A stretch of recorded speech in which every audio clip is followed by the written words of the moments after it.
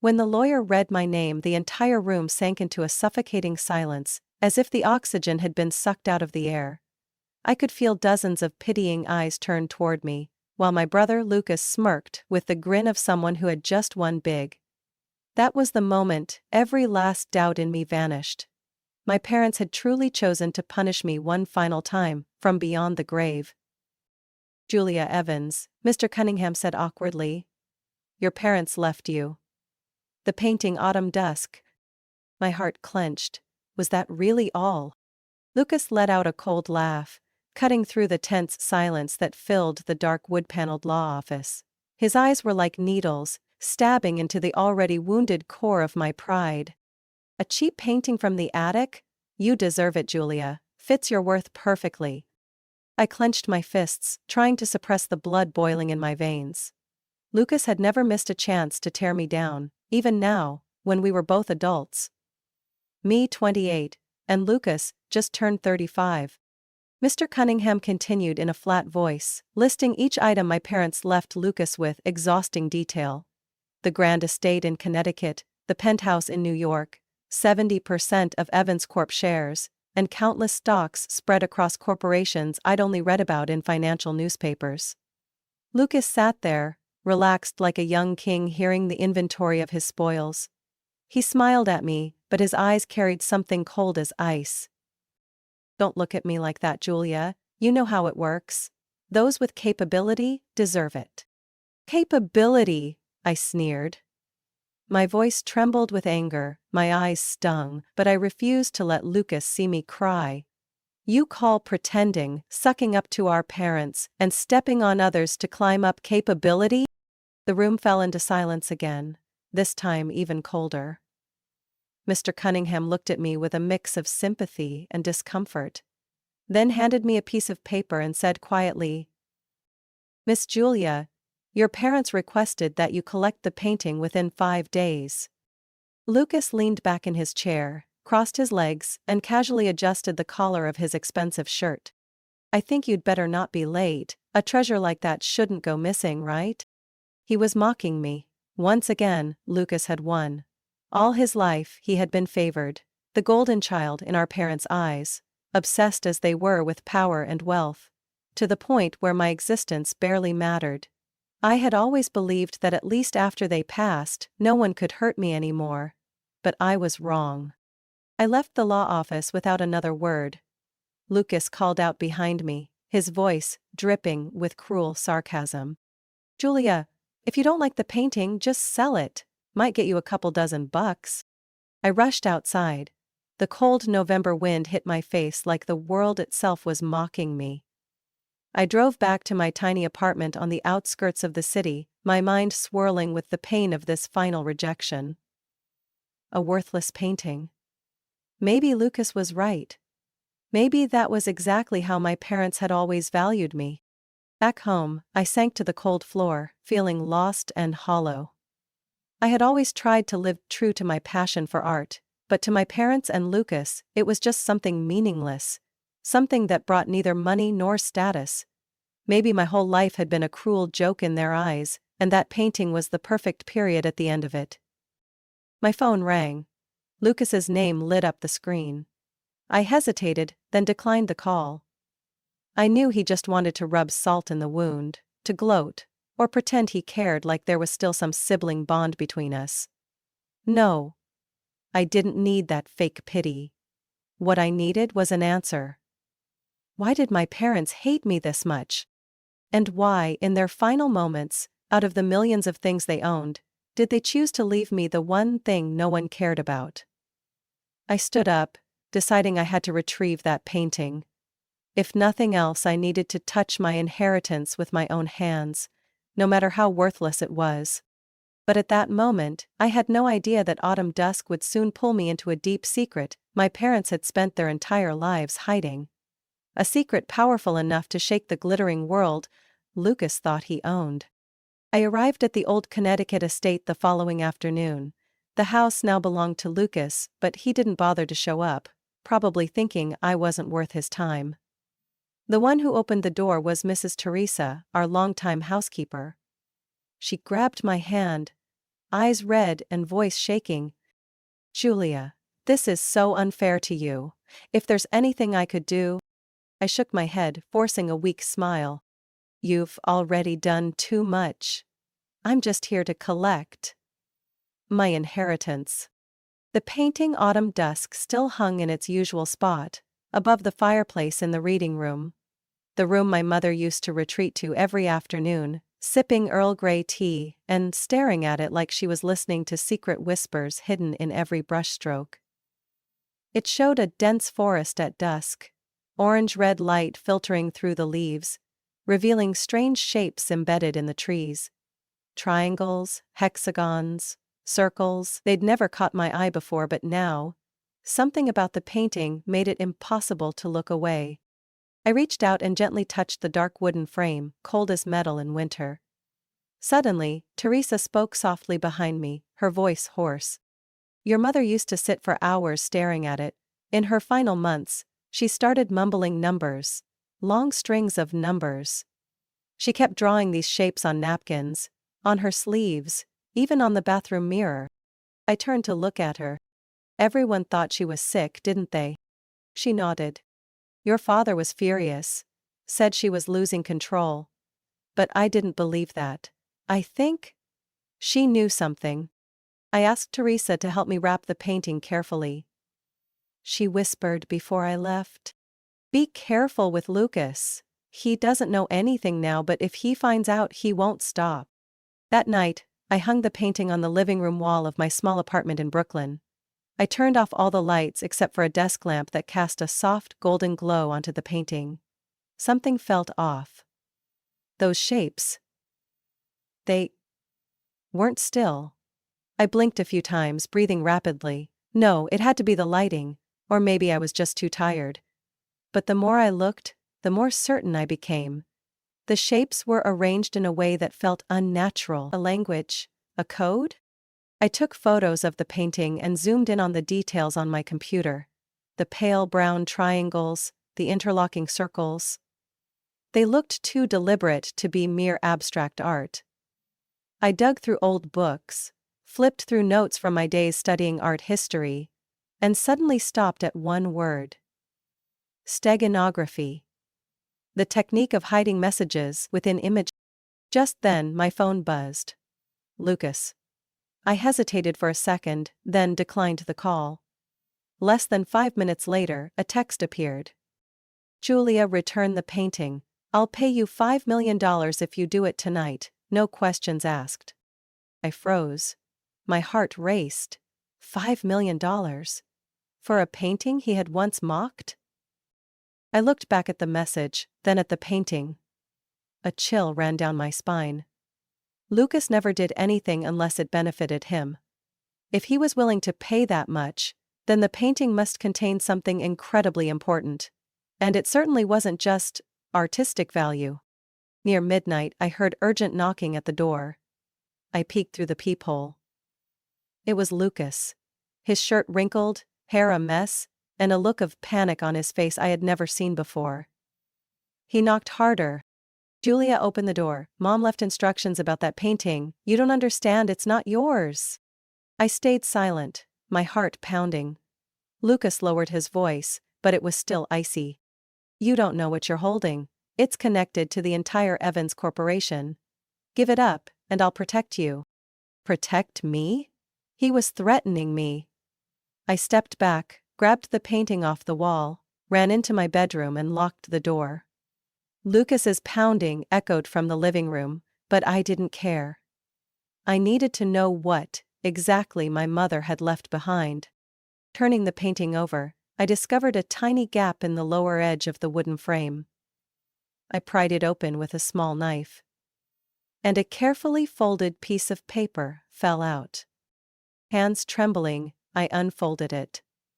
The slanted, soft handwriting. It was my mother's.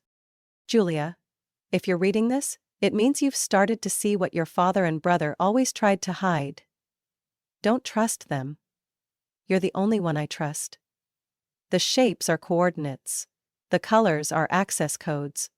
Follow the trail. And be careful, because once you uncover the truth, They'll do anything to stop you from revealing it.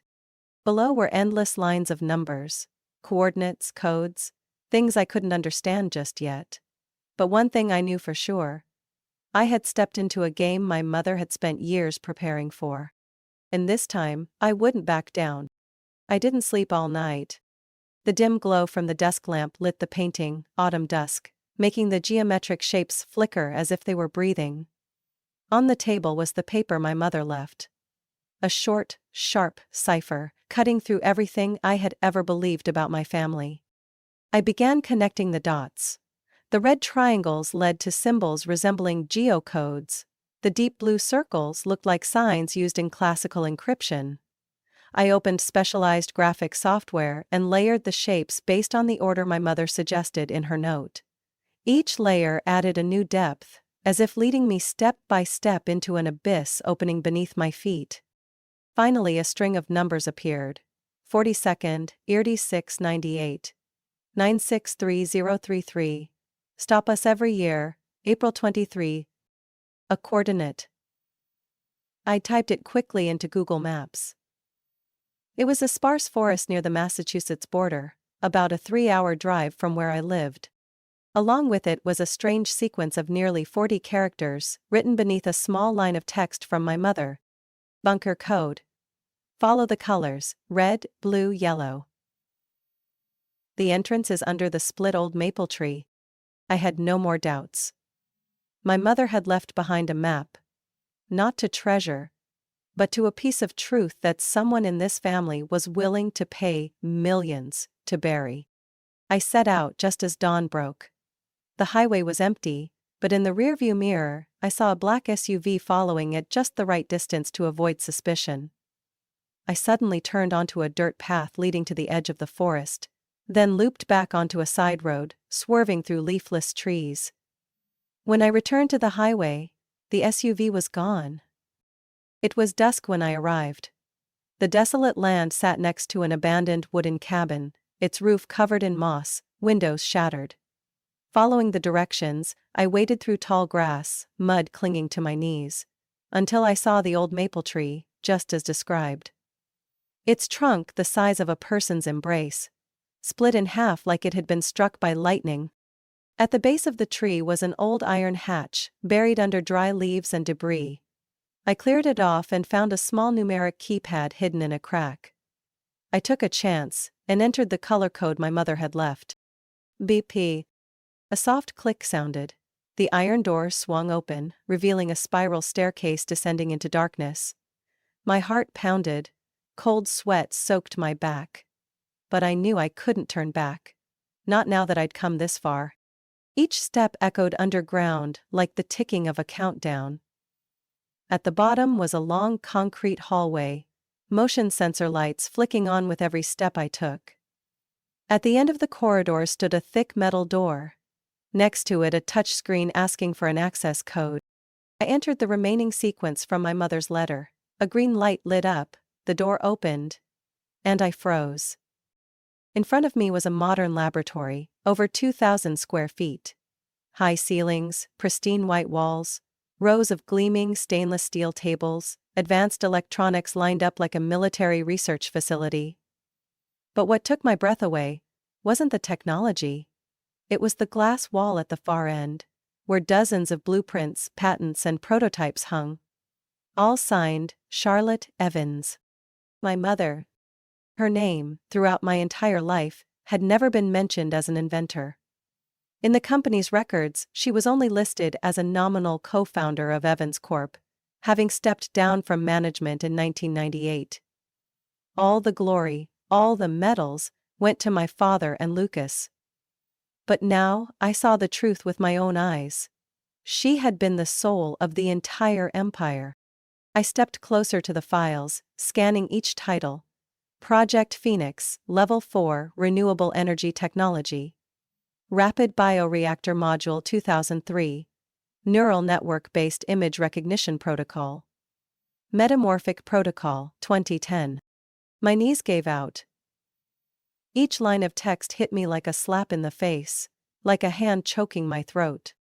Among the designs, I found another handwritten letter, carefully tucked inside an envelope labeled, "To Julia. When you're ready." My dear.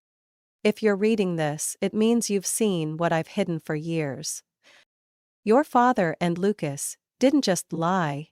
They stole my work, and the work of dozens of inventors I collaborated with.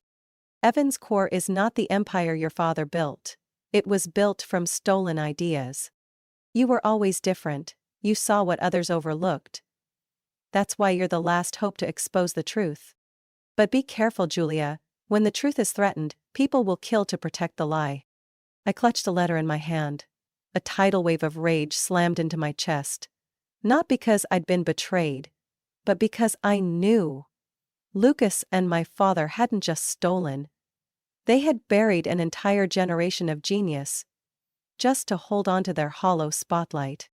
And I, Julia Evans, the cast-off child, heir to a worthless painting, would be the one to dig up every inch of dirt they tried to bury. A soft noise echoed in my ear. An alarm? Or was someone else here in the lab with me?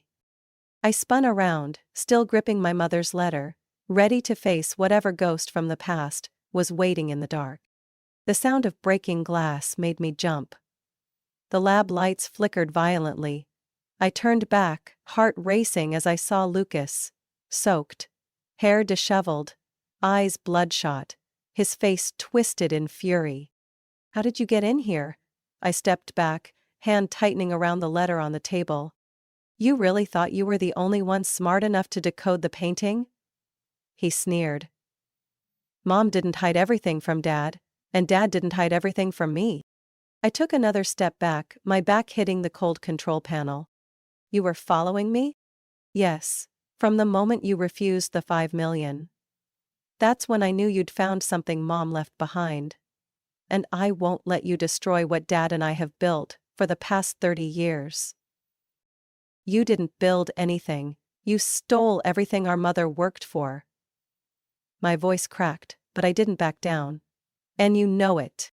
Lucas stepped forward, his foot stomping hard on the concrete floor, echoing through the room. She was nothing but a delusional woman, always paranoid that the world was against her. I pointed to the rows of designs hanging behind the glass. "Then what about the dozens of patents under her name?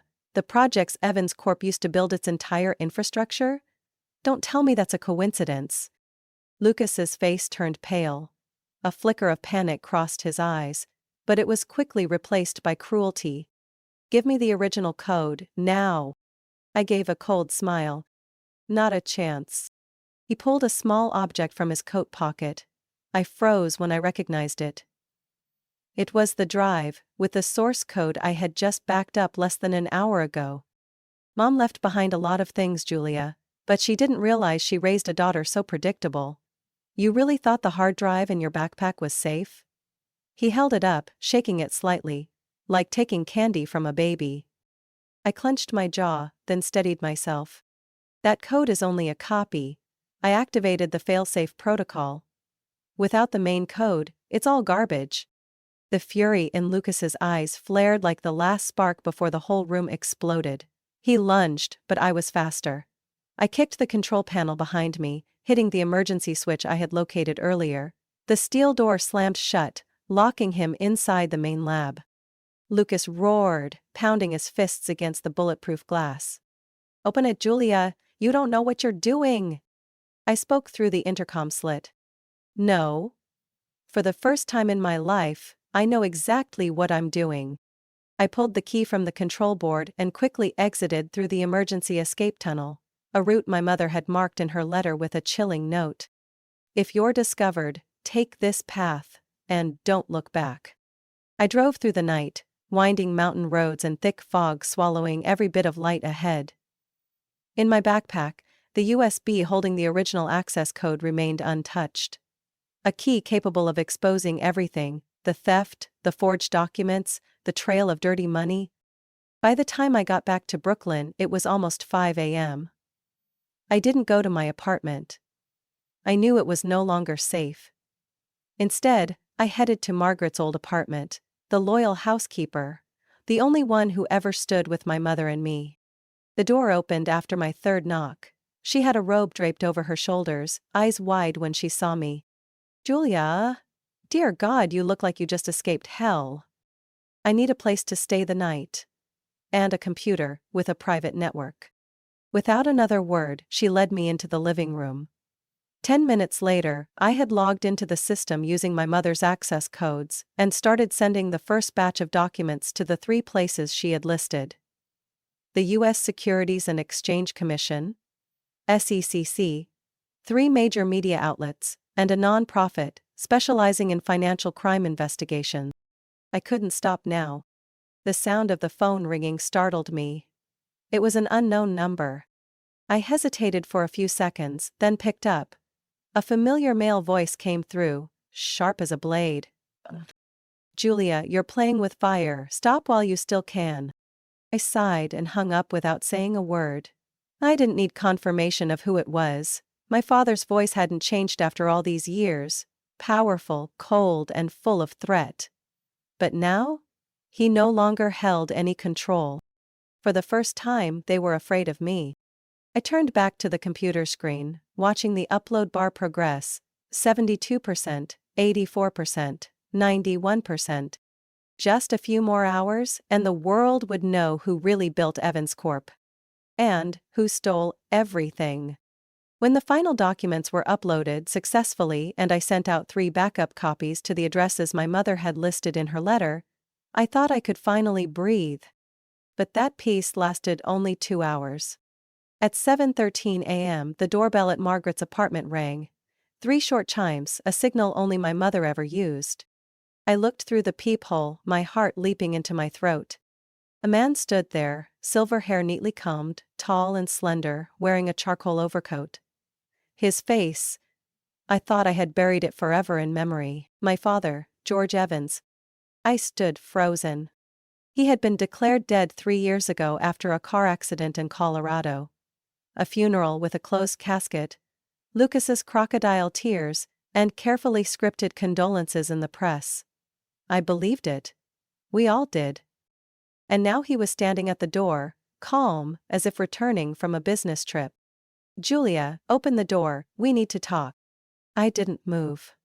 Margaret came out, saw me frozen in place, then went to the nearby window and immediately stepped back, her face pale. "It's not just him, Lucas is out there too. They know you're here." I swallowed hard, a chill running down my spine. Clearly they had never lost track of me. It had all been a cat-and-mouse game. And now, it was time for them to show their true faces. I didn't open the door. Instead, I turned on the remote-connected security camera, recording everything. My father's voice rang out clearly. "Julia, I know you've accessed the lab. You're the only one with clearance because Charlotte locked all biometric codes to bloodline genetics. You are the final key." I pressed the intercom button, keeping my voice surprisingly calm. "So, the will, the painting, all of it was just a performance?" He didn't deny it. "Yes. You're smart. Charlotte always said so. But she underestimated my persistence. That lab is the last thing standing in the way of fully legitimizing my control over Evans Corp. We can't let that legacy crumble over a few fragments of memory." I scoffed. "Legacy? Or a crime painted over with fake glory?" Lucas cut in, his voice sharp. "You don't understand anything, Julia. Mom was always against the company. She was a threat. Her whole life was a delusion." I nearly shouted. "Delusion? Those patents are real. Those inventions are the foundation of this company. You and Dad are just licensed thieves." Silence. Then my father spoke again, in a calm tone, like lecturing a child. "Evans Corp can't afford for the public to know that all of its achievements came from a woman working in the shadows. Investors, the media, stakeholders, they need a symbol. A family. A man. They won't accept anything else." "So," I choked. "You chose to kill her, at least in image. You erased her from the company, from history, from memory." My father nodded, as if it were self-evident. "And you won't change anything, Julia. The media is a battlefield for the faster player. And we control every thread. Every major paper, every law firm, every investor. What you sent? It'll be twisted, buried, or spun as an internal conspiracy from a resentful daughter. I gasped for breath, but I wasn't panicked. I had expected this. I inserted the second USB, the one with the original backup and the recording of this entire conversation, into the computer, and began uploading it to an open-source platform. One that no one could censor. One no one could silence. Outside, Lucas slammed his hand against the wall. "You'll regret this, Julia. You're destroying this family," I replied, eyes fixed on the upload progress bar. "This family rotted long ago. I'm just peeling back the paint so the world can see the decay inside." Suddenly Margaret's phone rang. She answered, then turned to me with a horrified look. "The police are coming. Someone reported you for unauthorized access to Evans Corp's intellectual property. They say there's a warrant for your arrest." I stood up. "So, that's Dad's final move. Get me into holding before anyone can hear what I have to say." But this time, I was one step ahead. When that video uploaded, when millions of people saw the true faces of George and Lucas Evans, I knew they'd have nowhere left to hide. I looked straight into the camera before pulling the power cord. "Game over, Dad, and this time, Mom wins." I grabbed Margaret's hand and ran out the back door, ready to face whatever came next. Because I had nothing left to lose, except the truth. I had no time to hesitate. As soon as the final USB finished uploading, I unlocked the secondary control interface of the system my mother had left behind in the lab. A system called the Clarity Protocol. This wasn't just a standard security protocol, it was my mother's ultimate weapon. A counterstrike she had silently programmed over many years, prepared exactly for this moment. When they tried to silence the truth, she would force it to scream. I entered the final command. The screen flashed, and the words appeared. Clarity Proto-activating. Disseminating data to all media channels. Sec. www. WIPO. WIPO. Interpol. Cannot be cancelled. A second later, the system began pushing data at lightning speed. Evidence of stolen patents. Evans Corp's money laundering accounts. Secret deals with politicians. And even confessions extracted from internal audio recordings. All of it had been encrypted and stored by my mother. Within the painting, autumn dusk. Siren wails tore through the night outside, police lights flashed red and blue across every window of Margaret's building. The thudding of boots on the stairs, the crackle of radios, and sharp commanding voices echoed. "FBI, do not move, drop any weapons." I rushed to the back door, but I didn't run. I knew I wasn't the target. On the security camera, I saw my father and Lucas frozen in the hallway, flashlights shining straight into their faces. 4 armed agents closed in, shouting, "George Evans, you are under arrest for federal financial fraud, intellectual property theft, and obstruction of justice. Lucas Evans, you are charged with conspiracy, falsifying documents, and abuse of executive authority." Lucas screamed, almost hysterical. "No, no way. Julia doesn't have the right, she has nothing." I clenched my fists and whispered to the screen. "I have the truth, Lucas. And this time, you can't silence me." My father said nothing. He simply stared into the camera, his eyes cold. He knew the game was over. He knew that everything he had tried to hide, everything he thought he could control, had slipped out of his hands. I stepped out of the apartment, raising my hands as instructed. A female agent approached, identified me, then immediately signaled her team to stand down. "Miss Julia Evans, we've received the full data dump from Clarity Protocol. I represent the SEC and the FBI. Witness protection has been activated." I nodded, still unable to believe I had just taken down an empire. "They won't be able to spin this anymore, will they?" The agent responded with a confident smile. "Not with this much evidence, you did exactly what your mother wanted." The next 48 hours were chaos. I was taken to a secure hotel. My phone buzzed non-stop with calls from the media, attorneys, and international organizations. Every news channel was reporting.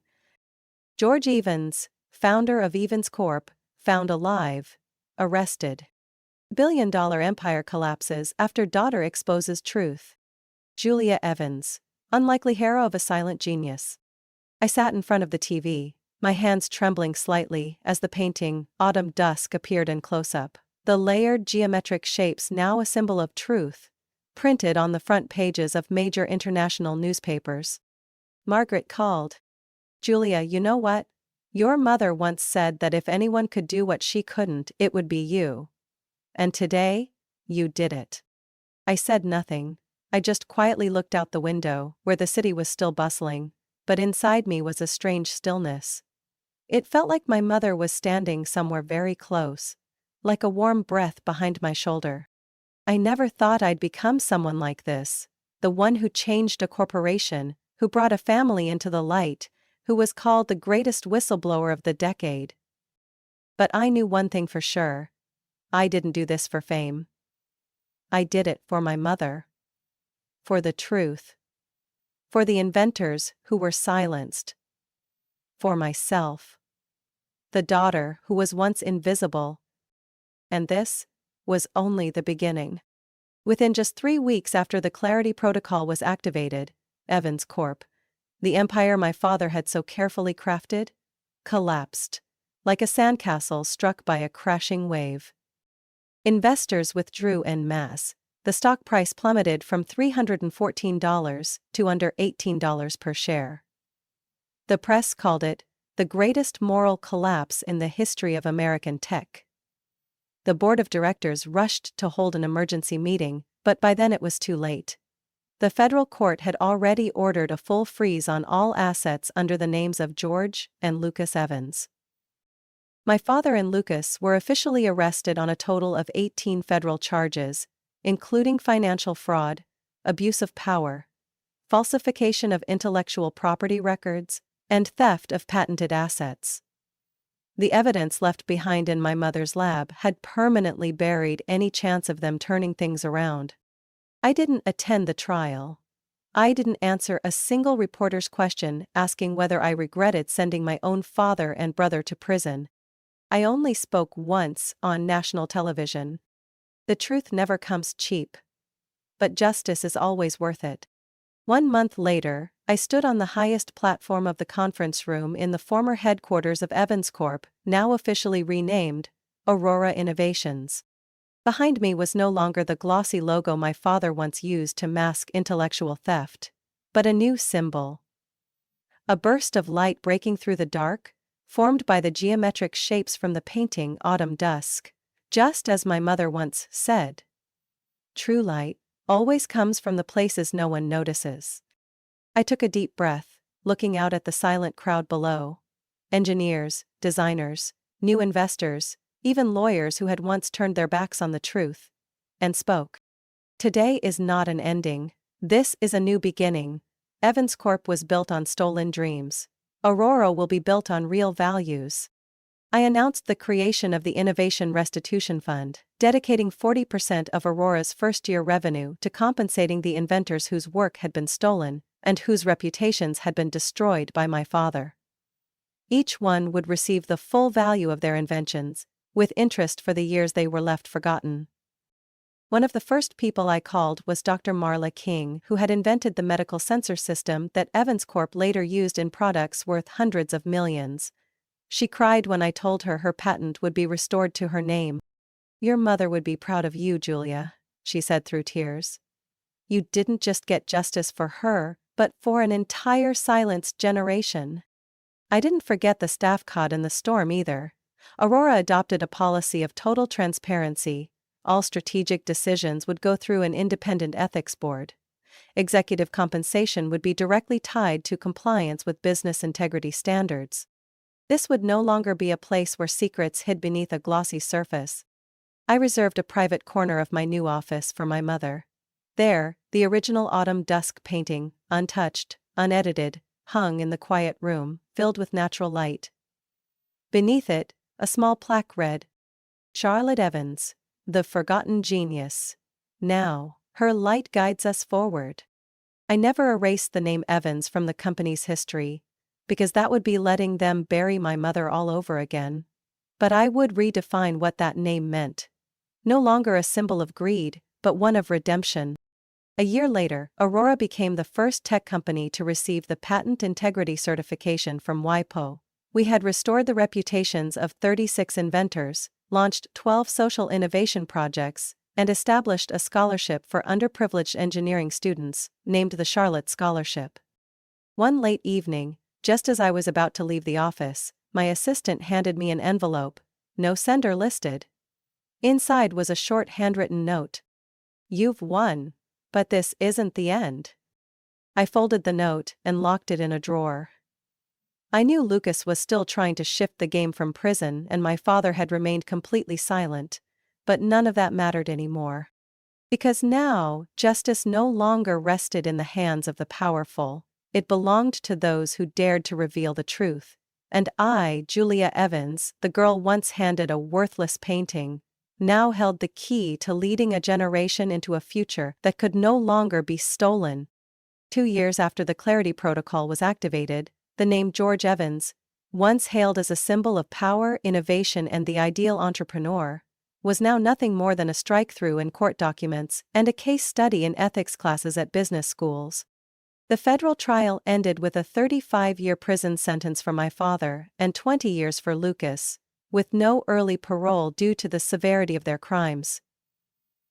All personal assets, including their remaining shares in Evans Corp., were fully seized to compensate the victims and inventors harmed over the years. And I, Julia Evans, the daughter once handed a painting deemed worthless, stood in the whirlwind of media, politics, and transformation, never allowing myself to forget the most important truth. I was merely the heir to my mother's truth. The painting Autumn Dusk now hangs in the main lobby of Aurora Innovations, above a simple white stone plaque that reads, "Where silent shapes once whispered the truth the world chose to ignore." Thousands visit it every year as a symbol of the ethical revolution in tech. No one dares call it worthless anymore. No one mocks its strange lines or dismisses its abstract geometry. It's a cipher of awakening, a silent yet powerful declaration of the truths that power once tried to bury.